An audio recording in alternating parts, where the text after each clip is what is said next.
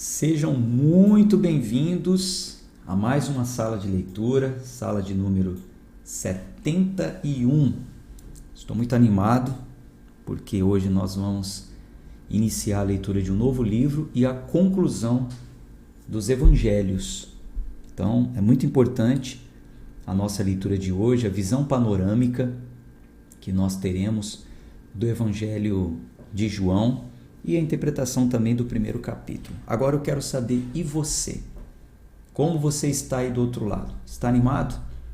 Está preparado para mais um mergulho no conhecimento? Porque a visão panorâmica, ela vai trazer informações sobre quem é o autor do livro, qual o contexto histórico, a contribuição para toda a Bíblia, né? Como aquele livro contribui para toda a Bíblia, enfim. Então, é um assunto relevante, muito importante, porém é para aqueles que estão ávidos por conhecimento. Coloque aí nos comentários aí. Preparado para aumentar em conhecimento debaixo da graça do nosso Senhor? Comente aí. E assim a gente segue então. Vamos primeiro fazer uma oração? Então, vamos orar. Senhor, obrigado por essa manhã, por essa oportunidade, esse privilégio que o Senhor nos dá, estarmos aqui reunidos nessa sala de leitura. Como seria possível eu me reunir todos os dias diariamente, nós temos uma média aí de 400 pessoas no próprio dia, e isso depois com o tempo vai chegando a 500, 600, até 1.000 pessoas. Por volta desse número que nós temos no nosso clube de leitura. Então, alguns acompanham todos os dias, outros estão vindo ali um pouco atrasado, mas estão nos alcançando. Como seria possível eu, aqui de Sergipe, Aracaju, me reunir com essas pessoas espalhadas no Brasil e no mundo, todos os dias, se não fosse essa sala de leitura, essa sala virtual? Então, te louvo, Senhor. Te agradeço por esse privilégio que o Senhor tem me dado e tem dado também para os leitores que estão do outro lado da tela agora. O Senhor é muito bom. A tua bondade nos alcançou, nos dando essa oportunidade. Obrigado, Jesus. Estamos aqui reunidos porque queremos aprender mais de Ti. Fale ao nosso coração. Essa é a nossa oração mais sincera. Em nome de Jesus. Amém. Que maravilha, né? Que bom é poder estarmos aqui reunidos nessa sala de leitura todos os dias. Se inscreve no canal se você é novo por aqui, dê o seu like, clique aí no joinha. Deixa eu clicar aqui. Essa leitura ou essa introdução, que é a visão panorâmica, requer atenção, então vou deixar um pouquinho de lado os comentários. Caso aconteça algum problema, sinalize aí, mas com a graça do nosso bom Deus, vai dar tudo certo. Então, vamos falar sobre o Evangelho de João, a visão panorâmica do Evangelho de João. Daqui a pouquinho eu coloco aí a Bíblia na tela também, vou compartilhando alguns escritos com vocês. Se quiser, já deixa aí a sua Bíblia aberta em João, vou abrir a minha. Você sabe que João tem o Evangelho e tem 3 cartas, né? Hoje nós vamos falar sobre o Evangelho. É o 4º livro do Novo Testamento. Ele tem 3 cartas também, mas as cartas a gente vai falar mais para frente.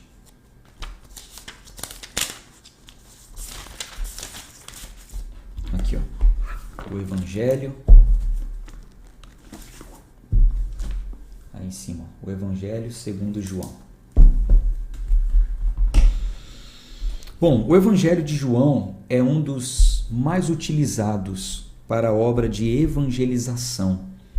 É nesse evangelho que está escrito um dos versículos mais conhecidos e até decorado, você deve conhecer.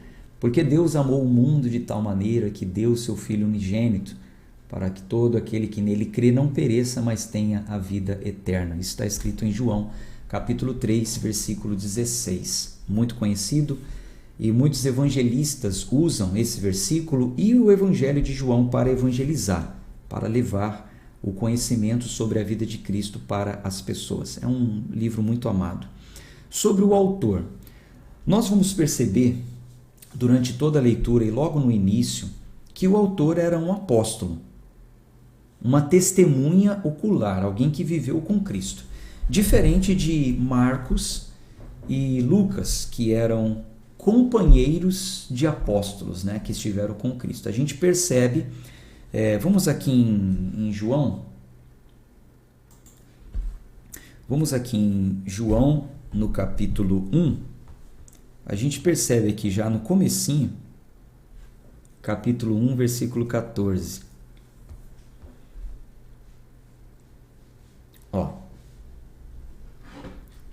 Se você ler com sensibilidade, você vai entendendo quem é o autor, mesmo que não tenha assinatura, né? Dizendo que foi João que escreveu esse evangelho, mas a gente percebe durante toda a leitura e a igreja entendeu como sendo João, quando fechou-se, né? Um livro realmente apostólico e não, paralelo, né? Apócrifo. A gente poderia até falar sobre livros apócrifos em outras ocasiões. Mas João capítulo 1, versículo 14, diz assim: E a palavra se fez carne e habitou entre nós, e nós contemplamos sua glória, como a glória do unigênito do Pai, cheio de graça e verdade. Então, o autor está dizendo que a palavra se fez carne, que é Cristo, e habitou entre nós. Então, entre nós, se colocando ali como alguém que esteve com Cristo. Então, não é alguém que ouviu falar sobre Cristo, alguém que caminhou com um discípulo de Cristo. Não, é alguém que realmente esteve com ele. No capítulo 2, no versículo 11,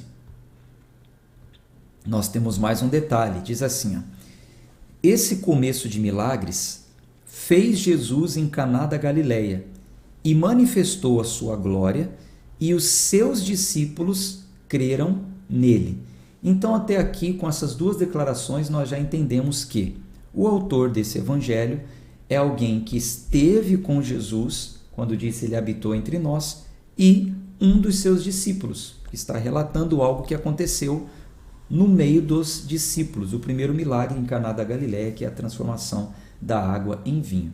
Agora, no capítulo 13, nós conseguimos reconhecer a assinatura deste autor, quando ele fala de si mesmo.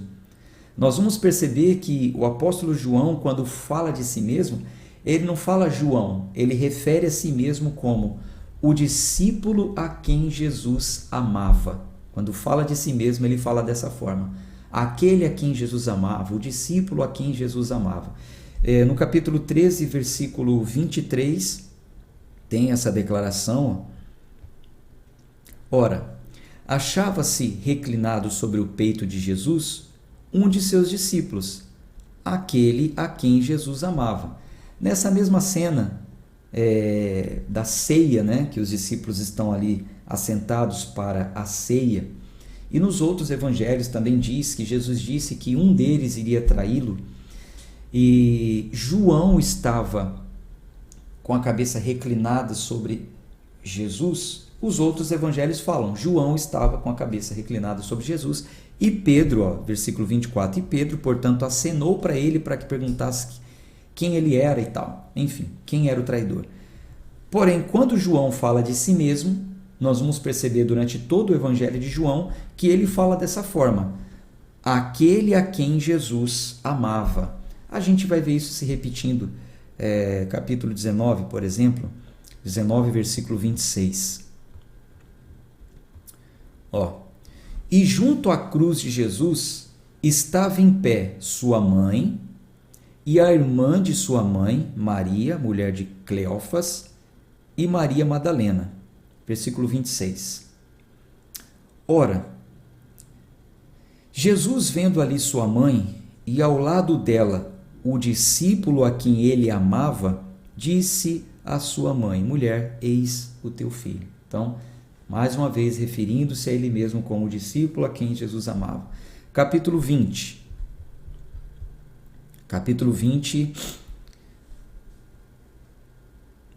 Deixa eu ver aqui. 20, versículo 2. Então, ela correu e foi a Simão, Pedro, e ao outro discípulo, a quem Jesus amava. A gente já sabe que foi Pedro e João, mas ele falava sobre si mesmo dessa forma, a quem Jesus amava. Tem mais um capítulo aqui, capítulo 21, versículo 20. Vendo Pedro a este, disse a Jesus... 21, versículo 20, desculpe. 21, versículo 20. Então Pedro, voltando-se, viu que o seguia aquele discípulo a quem Jesus amava e que também se reclinara sobre o seu peito na ceia, que é o mesmo, e que dissera: Senhor, quem é que há de te trair? Então, mais uma vez aqui a gente vê ele falando de si mesmo sobre o discípulo a quem Jesus amava. Isso é muito importante. É muito importante detectarmos que o Evangelho de João foi escrito por um apóstolo, por uma testemunha ocular, porque isso torna o livro com uma autoridade especial, como alguém que o testemunhou de primeira mão. Ainda no capítulo 21, no versículo 24, a gente vê isso. Vamos ler aqui. João 21, versículo 24.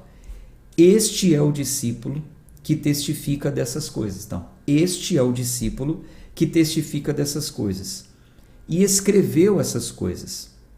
E nós sabemos que o seu testemunho é verdadeiro. Então, o livro ele ganha essa autoridade especial porque foi escrito por um discípulo que testificou essas coisas. Versículo 25. E há ainda também muitas outras coisas que Jesus fez, as quais, se cada uma fosse escrita, eu suponho que nem ainda o mundo todo poderia conter os livros que seriam escritos. Amém. Então, João está dizendo que algumas coisas que ele testemunhou, ele escreveu. Mas tem muitas outras coisas que Jesus fez que ele não escreveu e ainda supôs que se fosse escrever não caberiam livros no mundo inteiro. Tantas coisas, tantas maravilhas que Jesus fez. Então, já note isso. Note que o Evangelho de João, ele é um pouco diferente dos três primeiros, Mateus, Marcos e Lucas. Mateus, Marcos e Lucas são chamados de livros sinóticos, por serem semelhantes, por serem parecidos. Agora a gente vê que João, ele falou outras coisas. Algumas coisas semelhantes também aos que os outros falaram e muitas coisas que os outros nem chegaram a falar. E algumas coisas que os outros falaram, ele preferiu não falar, porque foi a forma que ele entendeu que deveria escrever aquele livro. Eu já vou falar sobre isso no próximo tema, que é o contexto histórico. Então, até aqui nós falamos sobre o autor, agora vamos falar sobre o contexto histórico deste livro do Evangelho de João.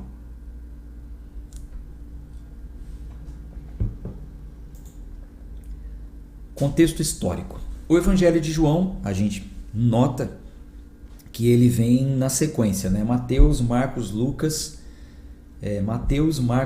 João, formando assim o conjunto dos evangelhos, isto é, a narrativa da obra, da vida de Jesus, a partir dos seus feitos, a perspectiva teológica, né? Narrando os fatos selecionados de acordo com essa perspectiva. Então, ele narrou alguns fatos de acordo com a perspectiva. Todos os evangelistas, todos os evangelhos foram escritos de acordo com uma perspectiva teológica. Agora, ao lermos o livro de João, nós devemos estar cientes de que o seu autor tinha um propósito.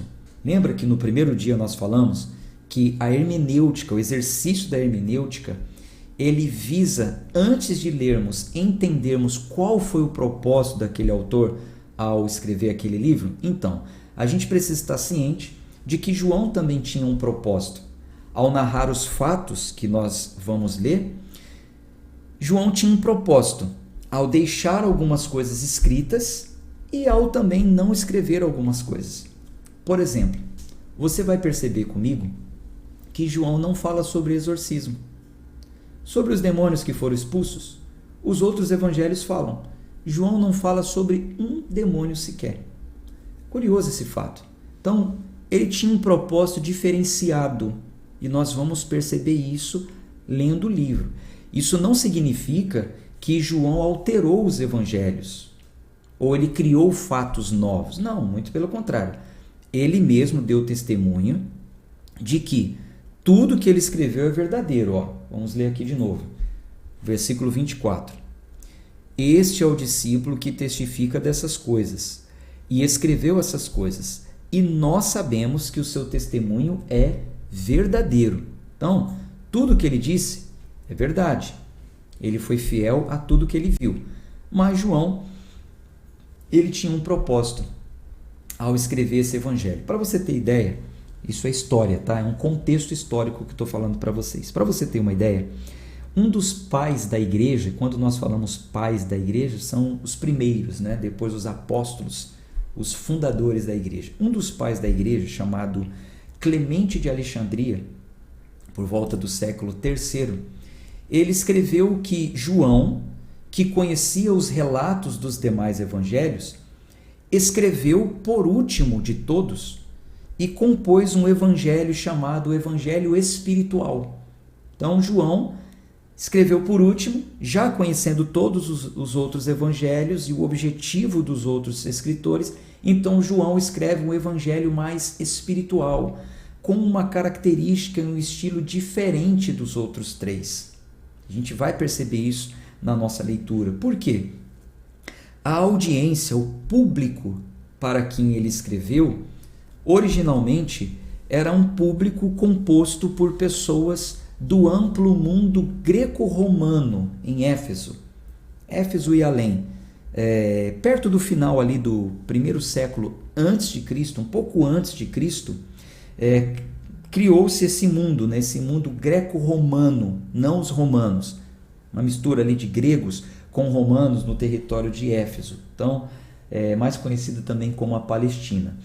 Então, João ele traduz os seus escritos para o grego e em termos aramaicos, com o objetivo de atingir aquelas pessoas. Então, ele escreve um livro mais evangelístico e visando aquelas pessoas, visando aquele público. A data mais plausível para os escritos do Evangelho de João é 70 anos depois de Cristo, que foi quando o templo foi destruído. Lembra? Que aquele templo que os discípulos falaram, veja Jesus, que templo glorioso, maravilhoso. Jesus disse, não vai ficar pedra sobre pedra? Então, esse templo foi destruído no ano 70 depois de Cristo. Então, a data mais plausível para o livro de João é 70 depois de Cristo até 100 depois de Cristo, que foi quando João morreu. Então foi nesse período aí que esse livro foi escrito. Alguns detalhes mais sobre a intenção do autor ao escrever esse livro. Nós vamos notar o seguinte, que fica claro que a intenção de João era um objetivo evangelístico e provavelmente ele procurou alcançar os descrentes. Então a gente vai notar aqui dois propósitos. O outro eu vou falar daqui a pouco. Primeiro, evangelizar aqueles que estavam descrentes. Esse foi o primeiro propósito. O segundo propósito, ajudar na apologética. Eu já falo mais sobre isso. Vamos nos ater agora ao primeiro propósito. Deixa eu pegar aqui uma referência para mostrar para vocês. João capítulo 20, versículo 30. Veja só. E muitos outros sinais que não estão escritos neste livro, verdadeiramente Jesus fez na presença de seus discípulos. Mas estes estão escritos para que possam crer que Jesus é o Cristo, o Filho de Deus, e para que, crendo, tenhais vida através do seu nome. Então, gente, o propósito está claro aqui. Para que João escreveu esse livro? Está aqui, ó. Ele disse que muitos outros sinais foram escritos, mas nem foram, muitos outros sinais foram feitos, mas nem estão escritos. Mas, versículo 31, estes estão escritos para quê? Qual o propósito? Para que possam crer que Jesus é o Cristo, o Filho de Deus, e para que crendo tenhais vida através do seu nome. Então está claro aqui que ele procurou mostrar que o Jesus encarnado, quando ele fala que ele era o Verbo e encarnou, se fez carne e habitou entre nós, que ele era o Salvador do mundo, o Messias de Israel. E que se as pessoas tivessem fé nele, elas também teriam vida e vida eterna. Então, o objetivo aqui está claro. E João ele faz isso narrando sinais. Veja que ele diz aqui, esses sinais, eles estão escritos. Uns não estão escritos e outros estão. Para você ter uma ideia, João escreveu 8 sinais. 8 sinais. E nós vamos conferir esses sinais durante a leitura do livro. Através desses sinais, desses milagres, das intervenções miraculosas de Deus na história através de Cristo, então ele cumpre o seu objetivo, que é levar os seus leitores a crerem que Jesus era o Filho de Deus, a terem fé em Cristo. Uma outra coisa que a gente nota também durante a leitura do livro de João é que João revela a divindade de Jesus. João ele enfatizou que Jesus, homem, ele também era divino. Desde o início do Evangelho, logo no primeiro versículo, ele afirma que Jesus é a palavra eterna que estava com Deus. A gente vai ler isso já já no primeiro capítulo. Ele afirma que Jesus era o próprio Deus e está entre nós. Era só a palavra no início, mas se fez carne e habitou entre nós. Agora, uma outra coisa aqui que é muito importante, eu gostei muito desse entendimento ao ler o livro de João, é o seguinte: a gente vê também que João ele escreveu o Evangelho com algum propósito apologético, para ajudar aqueles cristãos a se defenderem de ataques de judeus que consideravam como blasfêmia a afirmação de que Cristo era uma divindade. Alguns judeus, como a gente já leu, não acreditavam que Jesus era o Filho de Deus, que Deus poderia estar encarnado. Eles achavam que isso era uma blasfêmia. Então João, ele escreve este livro também com objetivo apologético. O que é apologia? Apologia é uma disciplina teológica que se propõe a demonstrar a verdade da própria doutrina, defendendo-a. É a defesa do Evangelho, é a defesa da fé. Defende de teses contrárias. Eu, particularmente, amo apologia. Eu abracei esse ministério. Eu abracei o ministério da defesa da fé. Então, eu uso a Bíblia para defender ela mesma de pessoas que criam teses que não têm nada a ver com a Bíblia. Isso é apologia. Esse ano nós estamos lendo a Bíblia com a hermenêutica, que é o exercício de interpretar textos. Quem sabe, em anos futuros, não sei, a gente se encontra novamente lendo a Bíblia toda e aplicando mais a apologética. Quem sabe? Vamos deixar isso aí mais para frente, né? Aí é com Deus. Mas só para você entender que João, a gente percebe também que ele tinha algum propósito apologético. Isso fica muito claro logo no início, né? Quando ele explica no texto introdutório que Jesus era sim o Verbo que esteve com Deus desde da eternidade passada e encarnou e habitou entre nós. Já já nós vamos ler João capítulo 1, você vai entender isso. Bom, outro ponto aqui da nossa visão panorâmica é a contribuição bíblica. Quanto o Evangelho de João contribuiu para a Bíblia toda. Deixa eu só dar uma pausinha aqui.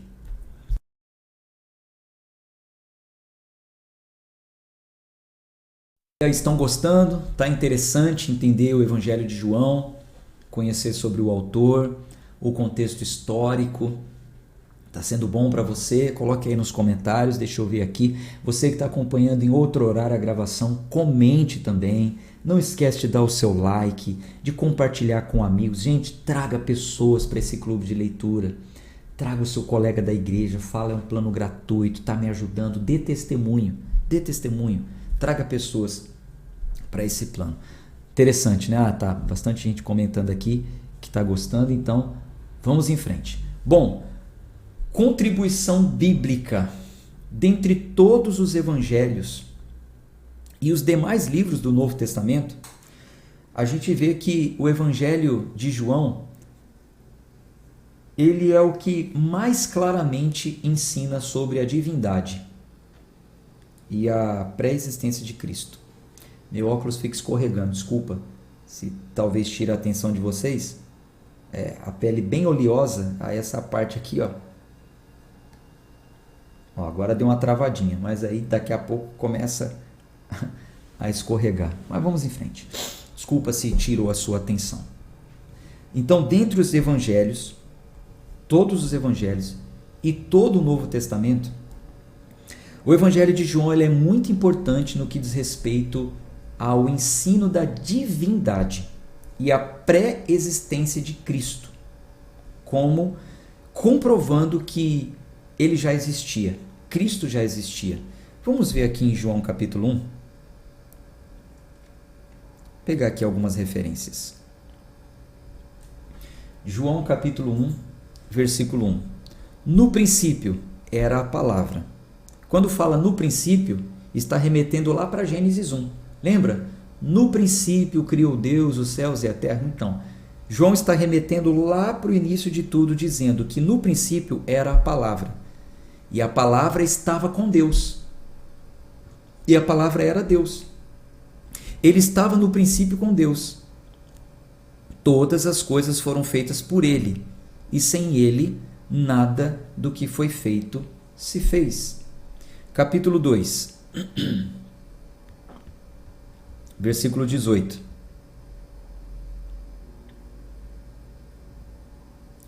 Capítulo... perdão, 2 não. Desculpe, perdão. Voltando aqui para o capítulo 1,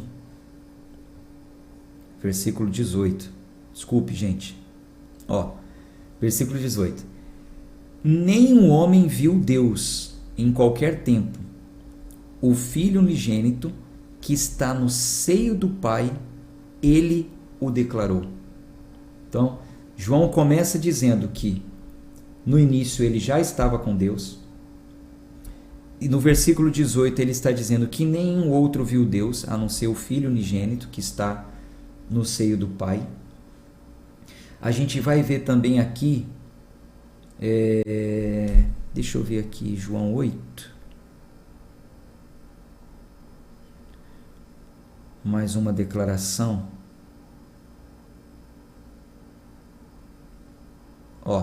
João 8, versículo 35. E o servo não permanece para sempre na casa, mas o filho permanece para sempre. Ainda tratando sobre divindade, sobre pai e filho, sobre como que é esse relacionamento pai e filho.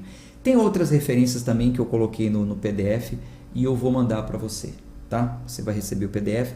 Gente, é importante que quando você receber o PDF, você leia ele.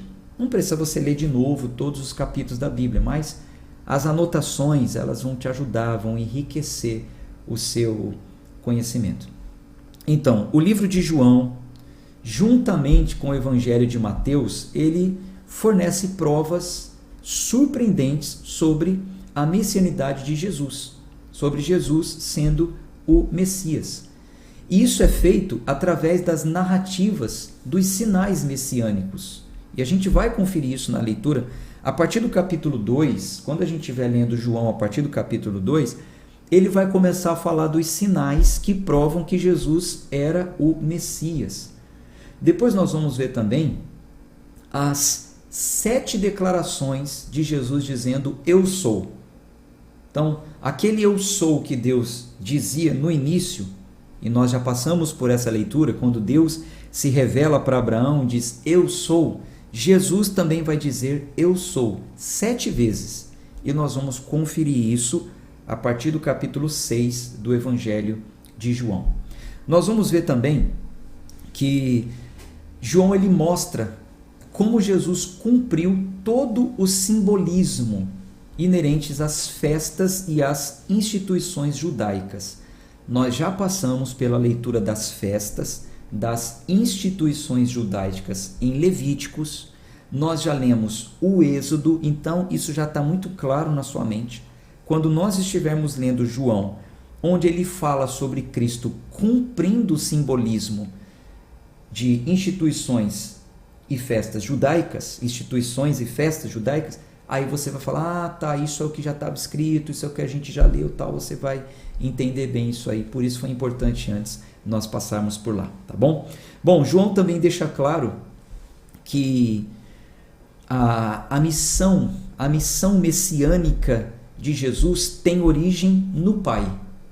Isso vai ficar muito claro. João ele vai mostrar aqui que Jesus declarou que foi o Pai que enviou Jesus. A missão de Jesus tem origem no Pai. Ele só estava ali porque o Pai o enviou. Vamos ver uma dessas declarações aqui. João capítulo 7, no versículo 16. João 7, versículo 16. Jesus respondeu e disse: a minha doutrina não é minha, mas daquele que me enviou.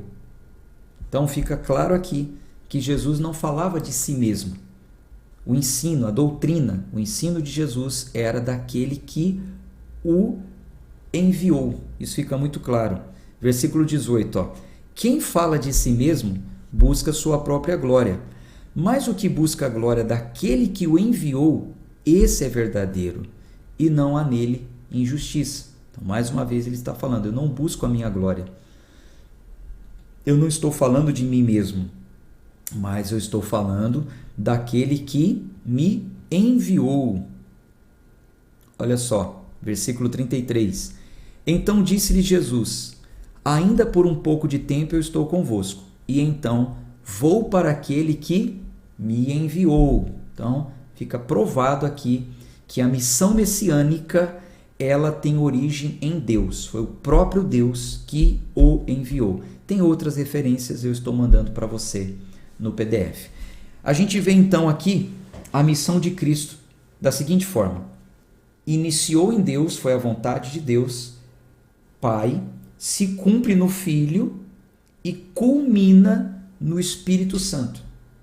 Quando ele vai comissionar os seus discípulos, ele vai criar a sua nova comunidade, a comunidade messiânica, no poder do Espírito Santo. Isso está em João capítulo 20, versículo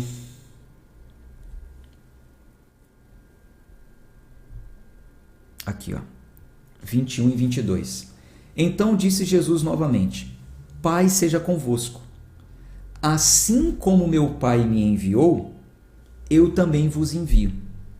E tendo dito isso, assoprou sobre eles e disse-lhes: recebei o Espírito Santo. Então, depois que Cristo ressuscita, ele aparece aos seus discípulos, ele vai comissioná-los para que eles, o ide, né? Ide, e ele diz: Deus me enviou, estou aqui, cumpriu-se em mim, e agora eu estou criando uma nova comunidade, que é através do Espírito Santo, e soprou sobre eles o Espírito Santo. Isso é muito legal. O ensino trinitário de João. João ensina sobre a Trindade. Essas apresentações de João, elas de uma forma explícita falam sobre a triunidade da divindade, Pai, Filho e Espírito Santo. Em todo o Novo Testamento, João ele forneceu para todo o Novo Testamento, aliás, esse material, essa base para que todos creiam no Deus triuno. Então, a primeira formulação aqui do que é o Pai, o Filho e o Espírito Santo foi João que trouxe através do seu evangélico. Isso é muito importante para o estudo da cristologia, né, na história da igreja. Bom, a gente finaliza aqui então a leitura panorâmica, a visão panorâmica, e vamos agora para João capítulo 1. Vou ler aqui a introdução do meu aplicativo e a gente segue para o capítulo 1.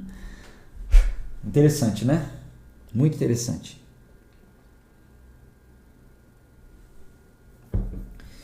Bom, João. O evangelho de João é diferente dos evangelhos sinóticos. Você já sabe o que quer dizer sinótico. Mateus, Marcos e Lucas. Visto que mais de 90% de seu material é exclusivo. Veja que coisa. O evangelho de João não se concentra nos milagres. Só falam de 8. Não se concentra nos milagres. Nas parábolas. e nos discursos públicos que são proeminentes nos outros relatos.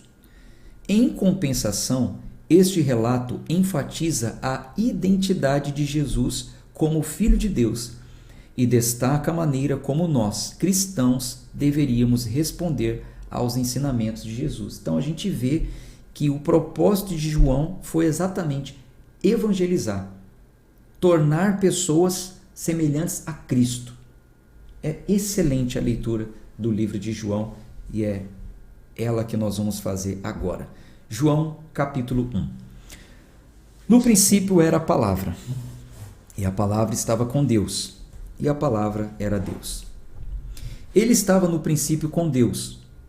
Todas as coisas foram feitas por ele, e sem ele nada do que foi feito se fez. Então, aqui nesse ponto, no prólogo, do Evangelho de João, são as primeiras palavras, as palavras introdutórias do Evangelho de João.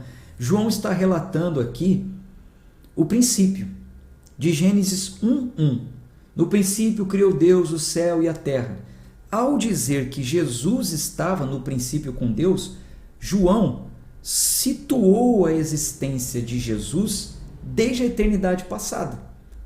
Porque se Jesus já estava com Deus ali quando o mundo foi criado, significa dizer que antes do mundo ser criado, Jesus também já estava na eternidade passada. É bom que você entenda essa linha do tempo, né? Existe a eternidade passada, existe o tempo que nós estamos vivendo e a eternidade futura. Eternidade passada, não sabemos quantos anos, nem muita coisa que aconteceu, só o que a Bíblia diz. A linha do tempo, a vida, onde veio luz, é o que nós estamos vivendo, os livros trazem os registros. Eternidade futuro, que é a continuidade da vida, onde a vida vai continuar. A gente também não sabe muita coisa, só o que os livros dizem. Mas João está afirmando aqui que Jesus já estava com Deus desde a eternidade passada e no princípio da criação. Nele estava a vida, e a vida era a luz dos homens. E a luz brilha nas trevas, e as trevas não a compreenderam. Houve um homem enviado por Deus, cujo nome era João. Este veio como testemunha. Você sabe que esse João não é o João apóstolo, né? Esse João é o João o Batista, tá? Então, João o apóstolo está falando sobre João o Batista. Então, houve um homem enviado por Deus, cujo nome era João. Este veio como testemunha, para dar testemunho da luz, para que todos os homens através dele pudessem crer. Ele não era aquela luz, mas foi enviado para dar testemunho da luz. Aquele era a verdadeira luz, que ilumina a todo homem que vem ao mundo. Então, todo homem que vem ao mundo é iluminado pela luz, que é Jesus. Por isso diz, dar à luz filho. Então, quando nasce um filho, esse filho ele é entregue à luz. Dar à luz. Isso a Cris falou com muita profundidade no livro dela, né? Filhos, o livro sobre filhos. O pecado de ter filhos, como alguns diziam ser. Um livro excelente, se você ainda não adquiriu, entre em contato com a gente, adquira esse livro, ele é excelente. Então, versículo 9. Aquele era a verdadeira luz, que ilumina a todo homem que vem ao mundo. Ele estava no mundo, e o mundo foi feito por ele, e o mundo não o conheceu. Ele veio para os seus, e os seus não o receberam. Quando o texto diz ele veio para os seus, é que ele veio primeiro para os judeus. Os seus refere-se aos filhos da promessa feita a Abraão. Versículo 12.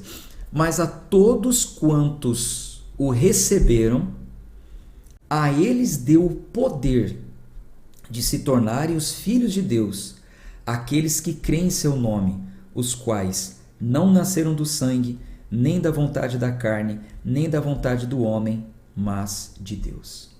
Veja, essa parte aqui, ela diverge opiniões, tem muitas pessoas que nem aceitam isso. Quando se fala assim, nem todos são filhos de Deus. Tem gente, não, eu sou filho, eu sou filho, eu sou filho. Não. Aqui está dizendo o seguinte, todos que recebem a Jesus, recebem o poder de se tornarem filhos de Deus.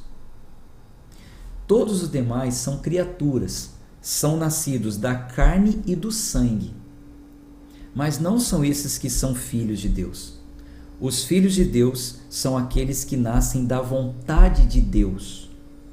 Ou seja, os verdadeiros filhos não são aqueles gerados por nascimento físico ou por ascendência étnica, como eram os judeus, mas sim aqueles que nascem por meio da fé em Cristo. E isso não vem de nós. Isso é dom de Deus. Isso é graça. Mas a gente vai ler mais sobre isso quando estivermos lá no livro de Efésios, né? Efésios. A gente vai entender mais sobre isso. Então, os filhos são aqueles que recebem a revelação de Cristo como sendo o seu Salvador. São os nascidos da vontade de Deus e não da vontade do homem. Versículo 14. E filho, gente, é no sentido de direitos, tá? Todos que nascem nesse mundo são criaturas de Deus, graça comum, sol sobre justos e injustos, cuidados comum. Agora, direito de filho, herança eterna, salvação, aí é outra coisa. É outra coisa. Versículo 14. E a palavra se fez carne e habitou entre nós, e nós contemplamos sua glória como a glória do unigênito do Pai, cheio de graça e verdade. Vocês se lembram que lá no Êxodo, Deus habitou no meio do povo quando construíram o tabernáculo? Representado na Arca da Aliança e através da nuvem, fumaça e fogo. O povo viu a glória de Deus através daquele fogo e aquela fumaça. Então, agora aqui está dizendo que a palavra se fez carne e habitou entre nós. Aquilo que era só palavra, era só verbo, ninguém via, agora habitou. E eles contemplaram, eles viram a glória do Filho, cheio de graça e verdade. Então, na velha aliança, o povo viu através daquelas representatividades, aquela fumaça, né, que encheu o tabernáculo. Na nova aliança, Deus estabelece a sua presença no meio do seu povo através de Cristo, quando a palavra se tornou carne. Antes a glória de Deus era contemplada no tabernáculo e no templo, mas agora a sua glória foi revelada em Cristo. E nós podemos contemplar essa glória em nós hoje através do Espírito Santo. Versículo 15. João deu testemunho dele e clamou dizendo: Este é aquele de quem eu falei, o que vem após mim, existia antes de mim, porque ele era antes de mim. E de sua plenitude todos nós recebemos, e graça sobre graça. É graça sobre graça que nós recebemos. Versículo 17. Porque a lei foi dada por meio de Moisés, mas a graça e verdade vieram por meio de Jesus Cristo. Veja, gente, o contraste entre a lei, por um lado, e a graça e a verdade, por outro lado. Veja, ó, a lei por um lado, Moisés, a graça e a verdade por outro lado. Então a lei veio por Moisés, a graça e a verdade veio por Cristo. Não quer dizer que a lei era má e a graça, a verdade, Jesus que é bom. Não significa isso. Antes está dizendo o seguinte: tanto a entrega da lei como a vinda de Jesus marcam épocas, marcam etapas nas quais Deus alcança a humanidade. Deus alcançou a humanidade no tempo de Moisés através da lei. Deus alcança a humanidade em nosso tempo através da graça. A lei foi boa para conduzir o povo, e a graça, ela também é boa para nos conduzir a Deus. Da mesma forma, só que marcam épocas. Foi-se o tempo da lei. Agora nós estamos no tempo da graça. Então aqueles que querem receber a Deus não é mais por lei. Esquece, não adianta. Pode tentar, pode fazer o que for. É o que diz a Bíblia. É o que diz o texto.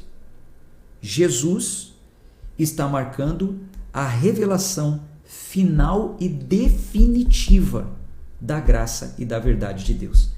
Então, Jesus é superior a Abraão, a Isaac, a Jacó, a Moisés, a lei, é superior, agora é definitivo. Essa revelação já veio. Não precisamos esperar por outra revelação e também não precisamos voltar às práticas judaizantes. É Cristo, é verdade e graça.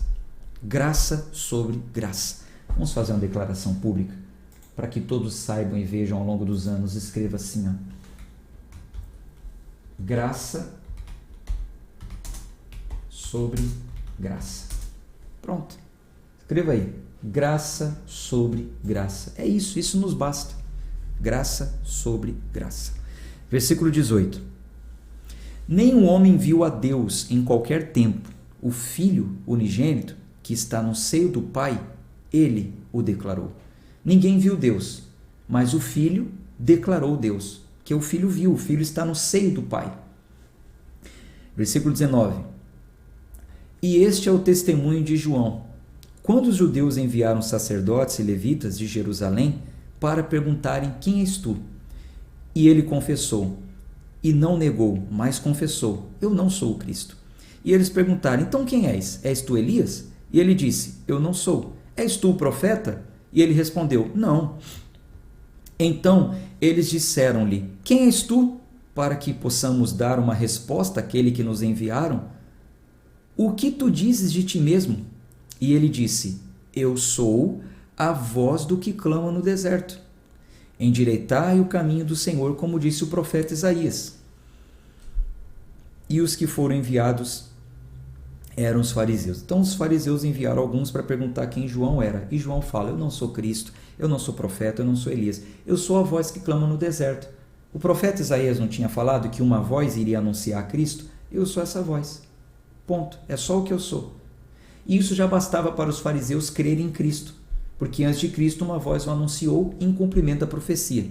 Mas os fariseus, não tinha jeito. Versículo 25. E eles perguntaram-lhe dizendo: por que então tu batizas, se não és o Cristo, nem Elias e nem profeta? E João lhes respondeu dizendo: eu batizo com água, mas está entre vós a quem vós não conheceis. Este é aquele que vem após mim, que é antes de mim, cujos calçados eu não sou digno de desatar as correias. Essas coisas aconteceram em Betara, além do Jordão, onde João batizava. No dia seguinte, João vê Jesus vindo até ele e diz: eis o Cordeiro de Deus, que carrega o pecado do mundo. Este é aquele de quem eu disse: depois de mim vem um homem que é superior a mim, porque ele era antes de mim, e eu não o conhecia. Mas para que ele fosse revelado a Israel, por isso vim batizando com água. João testemunhou dizendo: eu vi o Espírito eu vi o Espírito descer do céu como uma pomba e permaneceu sobre ele. Então o Espírito não só desceu, mas permaneceu. No Velho Testamento houve algumas visitações do Espírito. Tem uma citação, por exemplo, de Saul: e o Espírito veio sobre ele, ele profetizou. Foi uma visitação. Mas a partir de Jesus, o Espírito desce e permanece. Versículo 33. E eu não o conhecia, mas aquele que me enviou para batizar com água, este disse para mim: aquele sobre quem vires descer o Espírito e sobre ele permanecer, este é o que batiza com o Espírito Santo. E eu vi e testemunho de que este é o Filho de Deus. No dia seguinte, João estava novamente ali com 2 de seus discípulos e, olhando para Jesus enquanto ele caminhava, disse: eis o Cordeiro de Deus. E os 2 discípulos o ouviram falar e eles seguiram a Jesus. Então Jesus virou-se e, vendo que o seguiam, disse-lhes: o que buscais? E eles disseram: Rabi, que traduzido significa mestre, onde tu moras? Ele disse-lhes: vinde e vereis. Eles foram e viram onde morava e permaneceram com ele aquele dia, porque era cerca da hora 10ª. Um dos 2 que ouviram João falar e o seguiram era André, irmão de Simão Pedro. Ele encontra primeiro a seu próprio irmão Simão e disse-lhe: nós encontramos o Messias, que é, sendo interpretado, o Cristo. E ele o trouxe a Jesus, e ele o trouxe a Jesus. Então André vai até Simão, fala que encontraram Jesus e levou Simão até Jesus. E olhando Jesus para ele, disse: Tu és Simão, filho de Jonas, tu serás chamado Cefas, que traduzido significa uma pedra. No dia seguinte, Jesus queria partir para a Galiléia e encontra Filipe e lhe diz: Segue-me. Ora, Filipe era de Betsaida, cidade de André e Pedro. Filipe encontra Natanael e lhe diz: Nós encontramos aquele de quem escreveram Moisés na lei e os profetas, Jesus de Nazaré, filho de José. E Natanael lhe disse: Pode haver coisa boa vinda de Nazaré? Filipe respondeu: Vem ver. Natanael disse isso porque Nazaré era uma cidadezinha pequena de 2.000 habitantes. Dizia que não sairia nada de bom dali, né? Jesus, vendo Natanael aproximar-se dele, disse a seu respeito. Jesus já sabia que Natanael não estava acreditando muito nele, então Jesus começou a falar da vida de Natanael e disse: És um verdadeiro israelita, em quem não há engano. Natanael lhe disse: De onde tu me conheces? Jesus respondeu dizendo: Antes que Filipe te chamasse, quando tu estavas debaixo da figueira, eu te vi. Natanael respondeu dizendo: Rabi, tu és o Filho de Deus, tu és o Rei de Israel. Jesus respondeu dizendo: Porque eu te disse, vi-te debaixo da figueira, tu crês? Coisas maiores do que essas verás. E ele lhe disse: na verdade, eu vos digo, de agora em diante vereis o céu aberto e os anjos de Deus subindo e descendo em direção ao Filho do Homem. A gente nota aqui que muitas vezes as pessoas não criam que Jesus era o Cristo. Então Jesus revelava sobre a vida da pessoa. A mulher samaritana não creu, Jesus falou: você tem 5 maridos, né? Já teve 5, né? E o que você tem não é seu. Natanael não creu e Jesus falou: eu te vi lá debaixo da figueira. Sabe-se lá o que Natanael estava pensando debaixo da figueira, mas Jesus viu e soube. Quem mais? Nicodemos foi ter com Jesus e disse: eu sei que tu és o mestre por causa dos sinais que você faz. E Jesus falou assim: não, só por causa dos sinais você está achando que eu sou o filho? Ninguém pode ver o reino se não nascer de novo. Então muitas vezes as pessoas querem ou só acreditam em Jesus por causa de revelação, de sinais, e Jesus sempre está apelando para. Não é dessa forma que você deve buscar conhecê-lo, mas é através do novo nascimento, da revelação da palavra. Eu não preciso que ninguém revele a minha vida, que ninguém fale da minha vida, do meu futuro, para eu crer no que já está revelado, já está escrito, já está aqui. Mas muitas pessoas vivem ainda em busca de revelações, de sinais, disso, daquilo. O apelo da leitura de hoje é para uma maturidade espiritual. O Verbo se fez carne e habitou entre nós, ele está no nosso meio hoje através do Espírito Santo. Não precisamos de nada além do que a Escritura. Gente, vou ficando por aqui. Dia de domingo eu tenho culto, é daqui a pouco, preciso me preparar. Um abraço de fé e força, depois eu leio os comentários de vocês, tá bom? Até amanhã, se Deus quiser. Tchau, tchau.